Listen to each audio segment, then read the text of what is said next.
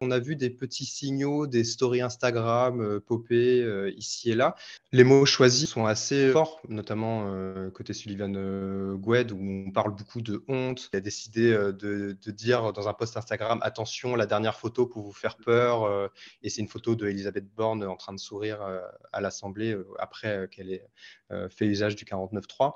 Et là, je viens de voir, Freddy Gladieux, qui est un autre créateur de contenu, parler de leurs proches, de leurs parents ou de personnes qui vont souffrir en raison de ces nouvelles retraites. Il y a eu aussi Léna Situation avec une story où elle avait partagé une vidéo d'Elisabeth Borne avec le mot la honte, qui était un peu caché quand même, mais qui, mine de rien, fait office de positionnement. Il y a eu Angel Phoenix, il y en a eu d'autres. Mais quand on sait que ces gens-là prennent quand même relativement rarement la parole, beaucoup de gens sont surpris et pour beaucoup agréablement surpris de les voir s'engager là-dessus. Ce qui se passe, c'est que le sujet de la réforme des retraites et de ce que ça représente et de la colère que ça provoque va arriver dans les timelines et dans les stories Instagram de potentiellement beaucoup de jeunes qui peut-être jusque-là s'étaient peut-être pas encore intéressés au sujet et qui n'avaient pas été confrontés dans leur consommation de contenu en ligne ou ailleurs à ça. Fut un temps, effectivement, le gouvernement s'appuyait pas mal sur les influenceurs, sauf qu'aujourd'hui, les personnes qui ont participé à ça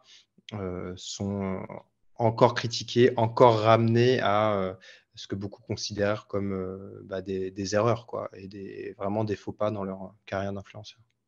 Quand il y avait des Thibaut InShape qui faisaient la promotion de différents corps de l'armée ou un Sandy Jules qui faisait la promotion du SNU, ça a agacé pas mal de monde et on leur en parle aujourd'hui encore. Donc c'est vrai que c'est un risque en termes d'image et de popularité. Quelques années déjà, en 2019, c'était Slate qui avait donné le prix d'un partenariat avec Thibaut InShape pour une vidéo et c'était autour de 20 000 € à l'époque.